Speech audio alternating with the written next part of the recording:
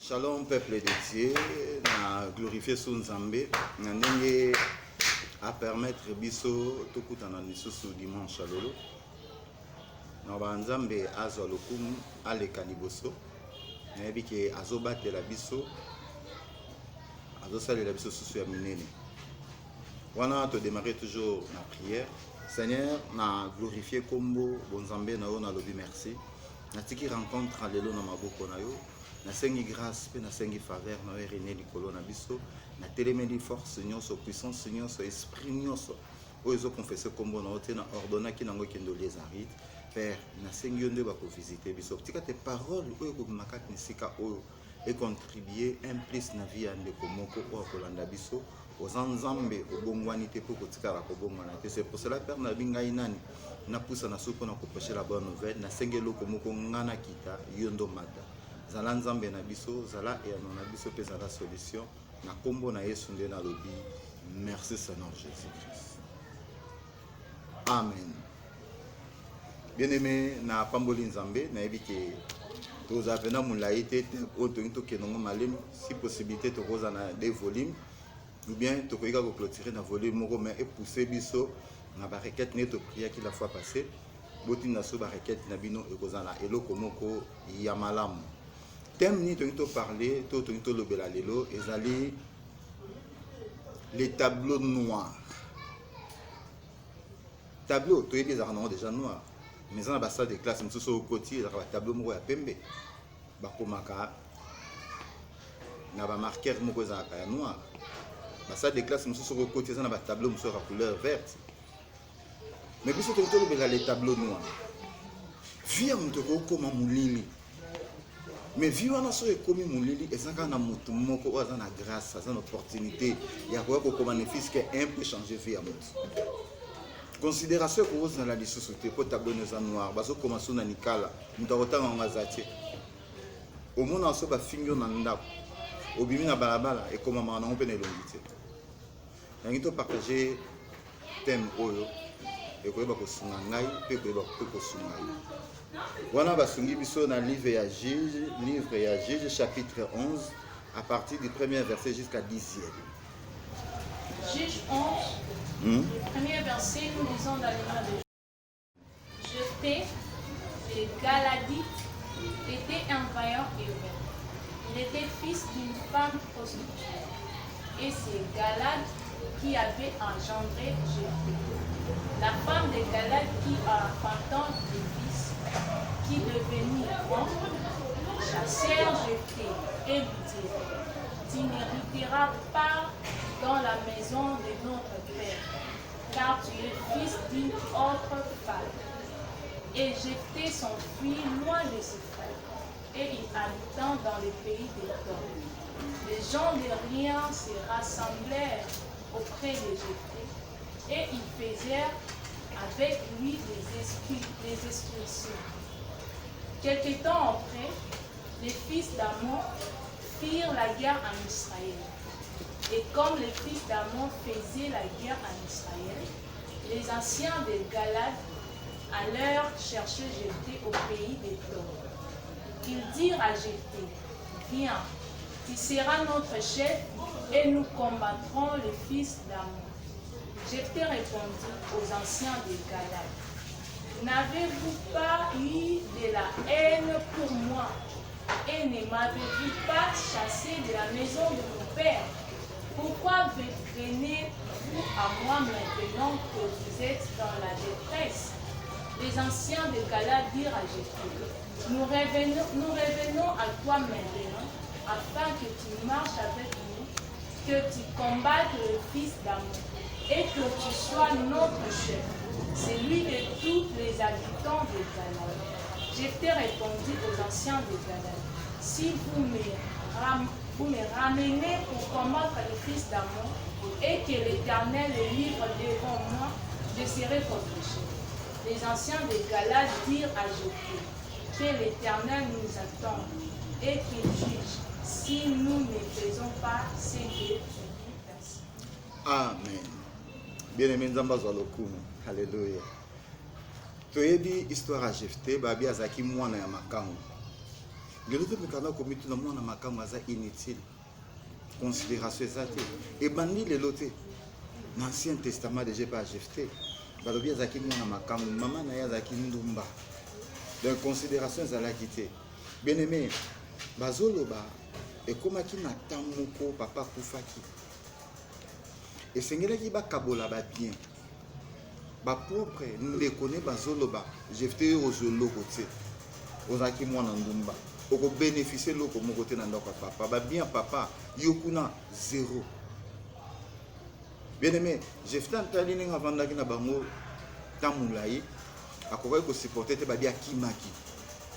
Akendeki ne ko vivre na pays moko ya top. Pays wana eza mboka ya bato ya inutile, bato moko ya pamba. Bane loko te. Babi Jephthé avandaki na bango tamulayi. Akobai ko sala na bango même bilanga. Andimaki ne vie wana. Lokola tableau na ye ezaki nango noir. Bazoloba Jephthé mukolo musu avandi. Or que na Israël ba mon bayaki ko luka bitumba na peuple Israël ba santaki que non mutu azaka makasi mutu bunde na biso Jephthé. Chose à laquelle soute senga ki bakende ko luka Jephthé. Tant baye ba yebisi Jephthé biso bitumbe se kotina mboka. Toye pa ina opo obunde la biso. Jephthé abi o nga mutu bo benganaki. Muta inutile. Oh na meke ko zote loko moko ti. Na ko bunde la bino. Ba bina Jephthé en tout cas yaka ko bunde. Et vous en la passe. Mais quand bango babi, ce qu'on bunde le biso comme on continue na biso. Ba salive. Jephthé le biso qui bolobi boye. Ceux qui n'a gagné beaucoup changer na bino pe babi non to tika la ko changer te. Ceux qui ko bundi au gagner au comme chef na biso. Bien-aimé, tableau à Jephthé zaki noir. Et qui ne logoté. Ba comment qui n'a créé à noir. Bima, rose logoté. Nzambe azoloba eza na mokolo moko na yebisa mutu moko ezaka mikolo mibale te mokolo moko kaka vie ya mutu echangeaka mokolo yango ntango baki koluka Jephthé vie ne mpe changeaki lokola azalaki na Nzambe ake bitumba abundaki ye moko te ntango azobunda atiaki Nzambe na première position Nzambe alongisaki ye. Ok, tango Nzambe ayaka komaka liloba moko pona vie ya mutu. Alobaki liloba moko pona Jephthé. Jephthé akei a gagné akomaki mukonzi. Ba bien oyo papa zaki nango zaki muke par rapport okoma mukonzi mboka. Okoma na ba bien koleka. Jephthé akomaki na ba bien koleka. Peuple de Dieu, souffrance aux anango.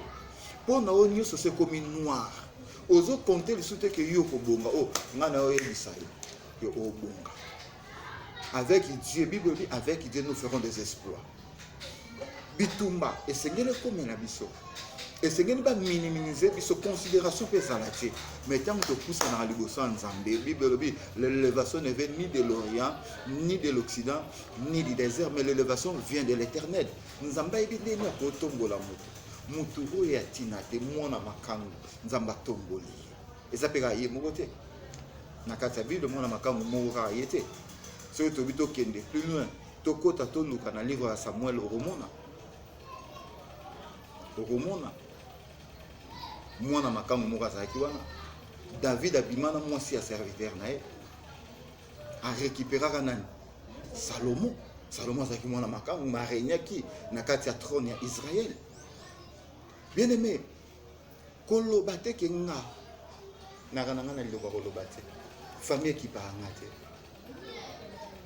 Maintenant, il y a toujours un peu. Il y a moko. Moi, na liboso na famille, le kon azaki ne lokoti, baleki ba pamboma ba kipaka ete. Imagine toi que vous en êtes bembe. Batu baye, ndenge toi ki tango kala, tu évite so ba changer bon nzambe mutayebi. Batu baye, il va vendre ba camarade ne bazo solo bazo poser question ba okunda papa wa bien en tout cas makamba petit frère na ba petite sœur ba ça non qui peut bangote non ayaki ne logote loko le zane logote ba otindoni o contribuer logoni mais dans on ba commis na cimetière dans la place de considération yaki ba mikolo ba bito zana besoin mona liboso ne mtakolo ba pona famille grand frère tango azoleka bongisi mon kwala na ye azoloba bato nyonso tout pe azuba leki nyonso atie bango pembeni ena yebiso nzambe aza mpe tombola ntango ayaka alobaka na vie ya moto que ce soit tableau na yo souffrance oza nango maladie oyo oza nango bible elobi oyo nyonso base konfiaka epa na nzambe batikala kozala desi ata mokolo moko te ozokende yo moko yango oza koeshue Jefta kendaki na nzambe po David kongo etombwama balobi David ntango azokokende koaffronter Goliath azalaki na arme moko c'était le nom de l'Éternel des armées azalaki ye moko azalaki na confiance en nzambe oyo andimela yo tableau c'est comme un noir mais nazoyebiso na butu ya lelo motu moko azoloba liloba moko mpona yo nzambe oyo atindo na mokili aloba déjà ayebisi Abraham bima je rendrai ton nom grand Abraham amonaka mais ntango ngonga ekokaki ekomba Abraham ti lelo so tobi tobenga nani oyo aza papa ya kondima na mokili mobimba bien aimé eza Abraham tika te nzambe oyo akela yo aloba mpona yo tableau na yo kotikala soki kozala noir te ata bafinga yo ata balongolo na linia bato bakobonga oyo nga na ye ozongiso na linia bato akobonga bafinga oyo lelo melobi na yo oyo akela yo ayebi yo malamu koleka kutu yo moko ngana oyo toza na difficulté kotala colonne vertébrale oyo eza na mokongo na biso mais nzambe ayebi biso koleka biso moko soki tokoyeba kose confie epai na ye akoya kokoma liloba moko na vie na biso liloba oyo akoma aza prêt atia très bien peuple de Dieu bafingi yo beta maboko batongi yo beta maboko oza na moto moko alobi gardez silence car moi l'Éternel je combattrai pour vous tabli neza nango noir tika bafinga siko oyo akelo alobi ni telema na prière okueyaki nayebi si otelema popola mabele eza na moto moko alobi venez à moi vous tous qui êtes fatigués et chargés car je vous donnerai du repos. Kende pas Moutouana. David a kena biso plus loin na Psaume 121. 1 à 2. Alors je lève mes yeux vers les montagnes. Tombola miso likolo na ngoma bien aimé. Eza na mutu moko alinga koma na vina yo. Kombo na ye Jésus-Christ de Nazareth. Na yebi ke nzambe azanzambe. Nzambe abongwani te. Na lingi to mekana ko prier. Na citation oyo zana ngoto mekana ko prier. Pendant 1 minute. Nous avons toujours besoin de requête net le baka. Au tine biso na nini la belle porte. La belle porte TV na WhatsApp soko bengi komi okozwa biso to pesa ka numéro na biso plus 243 89 86 37 393. Zolo boko mo tombola likolo. Na bonde la pendant 1 minute. Seigneur, nayebi souffrance ne konanga za na ngoti. Mais une chose est vraie, nayebi ke osalaka. Nyonso komi molili butu et oumeli tamolai. Or que Bible zoba na biso que ce soit la durée de la nuit, le soleil apparaîtra. Na lingi o manifester na vie na ye. Loba li loba moko. Otinda epo na souffrance te motinda epo na gloire na yo. Yawe na lingo koti se sengo kat na bomo na ye. Maladie ko oumeli tamolai. Na sengi visitation divine na yo. Va porter kanama Père Nabi fungola yango au nom de Jésus. Bato nyonso bacholai ba comprendre que ça na nzambe oya belelaka atika ata mokolo moko te. Yawe na kumisi na pamboli. Po Bible obesengo na moto amoni te kasandimi. O nyonso andimi prière o vie asike bango na bomo na ye na kombo na Yesu. Bien aimé, non, banzamba pambola bino, nous sommes toujours que tout site na biso ezali la belle porte TV na YouTube, sur que au moins na biso. obengi biso na WhatsApp na plus 243 89 86 37 393 ozwa biso toza wana mpona bino mosala na biso ezali kobondela nayebi ke nzambe aza nzambe commentaire eza te tia kaka misala na yo liboso kota na priere banda komona deja ke loboko moko ezokoma ke okobonga soki bango babaki okobonga te mais au contraire nango eza nini kobonga soki babaki okosimba te au contraire ekosimba te eza nini ekosimba tika nzambe apambola wana tosali priere na biso ya clôture père na rendre grâce epa na yo na ntan kitoko olekisi na biso pambola libota oyo motu nyonso akoyoka biso na planète terre motu nyonso akoyoka biso yawe visite vi na ye salela ya minene oza nzambe alobi te moza nzambe lelo